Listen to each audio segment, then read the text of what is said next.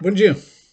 Então, hoje eu quero contar para vocês um pouquinho da história da cerâmica de Gramado. Eu não vou me detalhar muito, até porque nas minhas pesquisas eu não encontrei muita informação, mesmo porque o foco do meu trabalho, nesse momento, estão sendo as casas. E em função das casas, contar a história das pessoas que viveram no entorno dessas ou em função dessas, né? Ou as casas em razão dessas pessoas. E como eu publiquei alguns dias atrás a história do Casarão dos Castilhos, eu me fixei no, na parte de baixo ali onde funcionava a boate Sambão, a boate Toca, ou vice-versa, cronologicamente eu não me lembro. E depois disso, então, o restaurante Chepier, né, do Pedro Gobi. Então, mas eu não, o que eu não comentei muito foi que na parte de cima, né, que é a parte mais visível, mais vistosa da casa, funcionou durante muitos anos um ateliê de arte em cerâmica, né, da Dude Ribeiro. Esse ateliê, o estilo da Dude, né? Tem aqui no blog eu tenho publicadas algumas peças dela. Ela continua trabalhando não mais nesse lugar. Hoje lá funciona uma loja, um outro prédio que foi construído, mas ela ainda continua trabalhando e a mim parece que é o mesmo estilo, inclusive que se mantém. Mas antes da Dude, em Gramado, vamos começar na história, como começou a cerâmica em Gramado. Bom, para isso eu teria que falar um pouquinho, só um pouquinho, dos índios, né? Porque, para quem não sabe, já teve índio em Gramado. Só que, lamentavelmente, hoje o que existem são alguns vestígios. A saudosa Marília Darus Franzen comentava sobre algumas trilhas indígenas do século XVIII, provavelmente, possivelmente, ou até o século XVIII, que talvez sejam vistas por fotos de satélite infravermelho, alguma coisa assim, eu não sei detalhes. Ela comentou alguma vez comigo, tá? Mas não existe muitos vestígios dos índios, pelo menos, talvez existam, mas não foram explorados. E, na verdade, a nossa arqueologia, a nossa, a nossa história, a nossa antropologia de Gramado é muito pobre. Não tem praticamente nada. Mas eu lembro, agora eu vou trabalhar a minha memória e espero que eu tenha alguma credibilidade dentro daquilo que eu conto. Na, quem vai. Quando eu cito lugares que eram contemporâneos meus na década de 70, 80. Então, possivelmente hoje Gramado evoluiu, Gramado cresceu, Gramado tem uma outra configuração. Os nomes dos lugares talvez sejam outros, tá?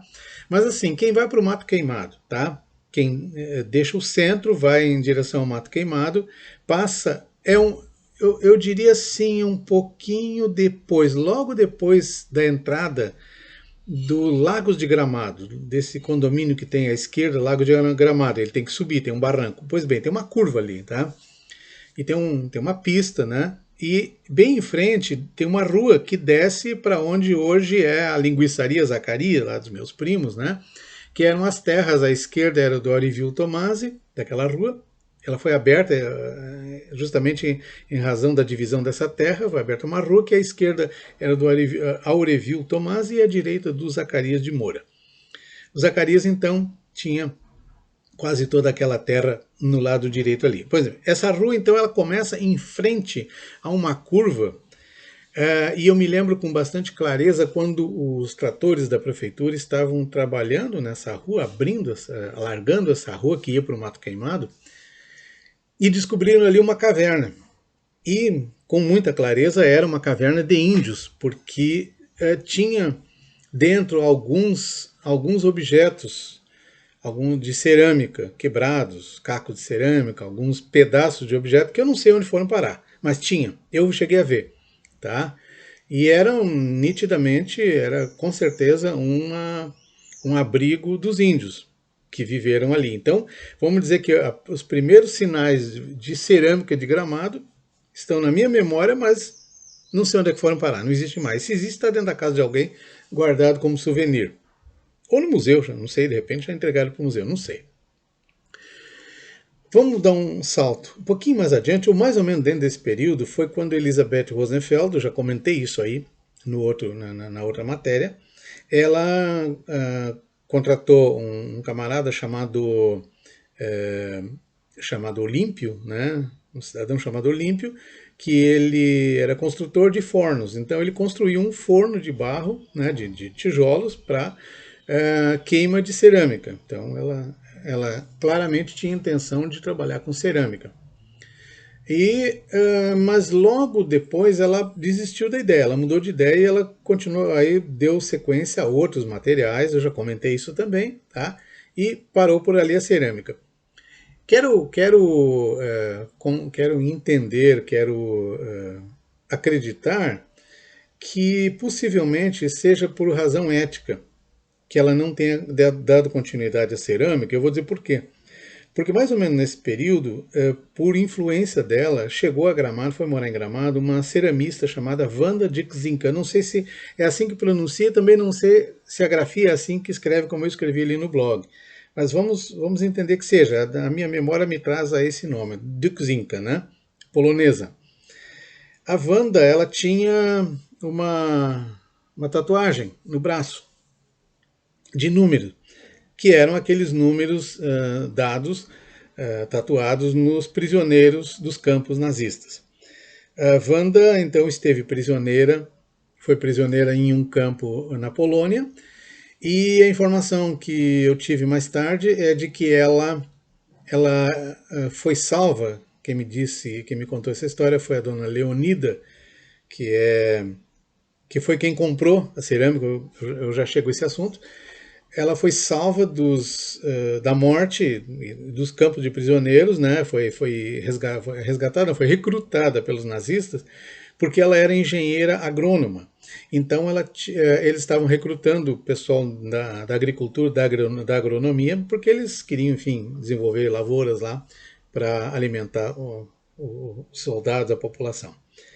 Então, a Wanda era ceramista e ela começou então um pequeno estúdio, um pequeno ateliê de cerâmica no bairro Planalto, onde hoje tem uma residência, fica mais ou menos uns 100 metros atrás da entrada do atual Centro de Cultura, Centro Municipal de Cultura Arno Michaelsen, na rua FG Beer.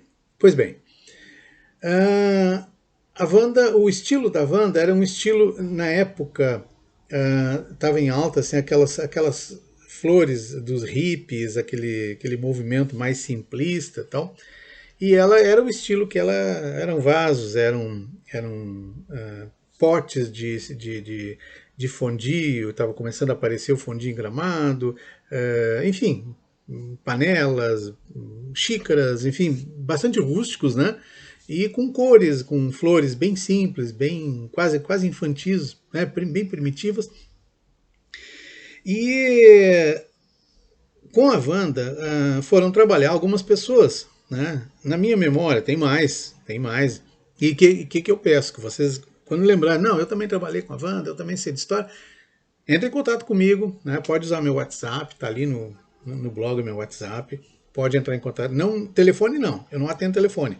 WhatsApp, tá? Porque depois de registrar, aí sim, depois de registrar, eu saber quem está chamando, aí eu atendo. Porque eu recebo muita chamada alienígena e eu não atendo.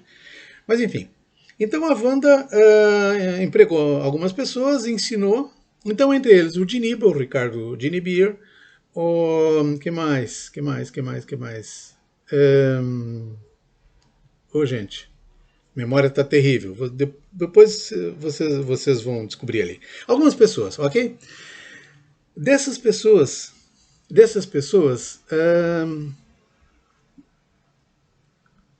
evoluiu, cresceu o desenvolvimento da cerâmica. Então, o Ricardo teve uma cerâmica, né, grande, até trabalhava grande para os padrões da época de Gramado, né? Então ele tinha bastante movimento, vendia em feiras no Brasil inteiro. A Marlene Pessim teve cerâmica, mesmo estilo. Que mais? A Dude, tá? Era o mesmo estilo, tá? Eu não sei se a Dude aprendeu com a Wanda ou não, mas o estilo era o mesmo, porque o momento, o ambiente favorecia esse estilo. Quem mais? Essas aí. Aí, com o passar do tempo, nesse período tinha a FEARTE foi uma grande promotora desse intercâmbio, né? E foram atraídos a Gramado alguns artistas plásticos, entre eles um escultor em madeira chamado Deodato, né? E o velho Deodato, que é famoso na Bahia e tal, e o filho dele, o Sérgio, por alguns anos andou morando em Gramado e também tinha escultura, e era muito bonita a escultura, ele fazia aqueles casarios em miniatura, né? Baianos, coloridos, muito bonito o trabalho dele, mas não trabalhava com cerâmica, era madeira. O assunto dele era madeira. E nesse período apareceu em Gramado também um rapaz chamado Daniel. Eu não me lembro o sobrenome dele. Se era dos Santos, de Souza, Oliveira, era dessa linha portuguesa. Ele era pernambucano. Eu acho que era isso. E o Daniel ele fazia aqueles bonequinhos de barro, são bem conhecidos, né, no interior do Brasil, o preto velho com um cachimbo, um cachorrinho do lado, aquelas figuras do mestre Vitalino. Joga aí no Google quem era mestre Vitalino, vocês vão ver um estilo muito, muito original do Nordeste, famoso em todo o Nordeste, e assim por diante. Então o Daniel levou para Gramado e ele fazia ali na frente das pessoas, ele ia moldando, queimava num forno muito rústico ali, fazia um foguinho ali, queimava ali as peças. Então o Daniel trabalhou bastante tempo, ele mais algum familiar dele, com esse tipo de cerâmica. Então era um estilo muito dele, né? Depois, no fim da década de 70, da metade em diante da década de 70 até anos 80, por conta da ditadura do Uruguai, alguns exilados uruguaios foram morar em Gramado. E praticamente todos, ou quase todos eles, eram ceramistas. E o estilo deles era diferente. Eles faziam a cerâmica, a terracota, era muito legal, era muito. Todos eram bonitos, sabe? Mas assim, o deles era diferente. Eles faziam pequenos pássaros, pombas, animaizinhos e tal, em acabamento em terracota. Era uma coisa delicada, sabe? Rústica, cor da terra, mas muito bonito, muito delicado. Praticamente não eram pintados, a cor era meio que única, branco e aquela cor de terracota mesmo. E deixa eu ver o que mais. E eu não, depois disso eu não tive mais conhecimento dele. Também não. O Gramado tomou outro rumo e o artesanato foi esmaecendo e tal. Então eu não sei o que se faz hoje. Pelo que eu pesquisei na internet, algumas coisas que eu vi quando eu estava aí, é muito parecido com a cerâmica da Wanda, com a cerâmica do Diniba, com a cerâmica da Dude. Tá? A própria Dude continua fazendo cerâmica, é evidente que ela evoluiu, mas o estilo continua o mesmo. E a Wanda, a marca Wanda, que não tem nada a ver então com a Wanda original, foi comprada, tá? E houve algum imbróglio, alguma situação ali, um desentendimento, porque parece que a Wanda Dix Inc. deveria vender o nome e também o know-how. E parece que houve ali um desencontro na questão do know-how e então esta ceramista que adquiriu, que trabalha até hoje, ela desenvolveu um know-how próprio, foi para a Alemanha, estudou, aprendeu. E tem muito bonito o trabalho dela, muito bonito, tem algumas peças que eu coloquei ali, tá? Então é mais ou menos esse é o caminho, essa história. E depois, por fim, a artista plástica Débora Irion, que chegou em Gramado mais ou menos na metade da década de 1980 por aí. A Débora é formada em artes plásticas em Santa Maria, ela é natural de Santa Maria, ela ainda tem um sotaque de Santa Maria, né? E a Débora trabalha com vários materiais, é uma artista plural, multifacetada, metal, madeira e tal, e ela também enveredou para a cerâmica, né, a partir de um certo tempo, e ela começou fazendo uns cavalos muito bonitos em terracota, que é uma cerâmica da cor vermelha, cor avermelhada da terra, né? E figuras com motivo telúrico, né? Gauchesco. Começou, e aí foi desenvolvendo, foi evoluindo. E então ela tem umas peças abstratas, tem uns trabalhos muito bonitos, depois daí ela foi evoluindo para o metal, enfim. Então hoje há um destaque bastante grande para o trabalho da Débora, E eu acho que, mais do que registrar a história, eu sou designer, sou escultor, sou pintor, sou artista plástico, né? Sou desenhista, mas infelizmente eu nunca trabalhei, nunca tive a oportunidade de trabalhar com cerâmica, que eu até gostaria. Eu até gostaria, eu tenho alguma habilidade na moldagem, mas hoje não tem mais como, não tem mais onde, não tem ateliê, não tem nada, e eu não domino a técnica da cerâmica. Então, realmente, eu sou muito admirador de quem tem aquela habilidade, né, de trabalhar naquele torno, aquela coisa girando. O nome daquilo ali parece que é alfareiraria, não tenho bem certeza, parece que sim. Então, aquele torno, né, que a pessoa. Os mais modernos eram com um motorzinho elétrico, mas antigamente era com o pé mesmo, camarada com o pé ali, tocando uma roda embaixo, ele ia girando e ele ia dando, né, moldando, assim por diante. É muito bonito esse trabalho. E é um trabalho de natureza bíblica, né? No livro de Jeremias menciona o vaso e o oleiro, que o ser humano, a humanidade, é considerado como um vaso que foi moldado por um oleiro, porque o homem foi formado do barro.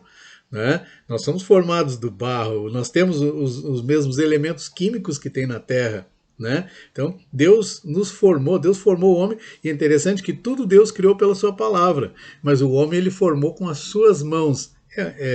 Se é uma metáfora ou não, eu não sei, mas eu acho bonito, eu acho muito linda essa apresentação, e do seu hálito soprou nas narinas, na boca do homem, o fôlego de vida, que é a essência divina, que é a centelha divina que habita em nós. Então, viva a cerâmica, um abraço para todo mundo.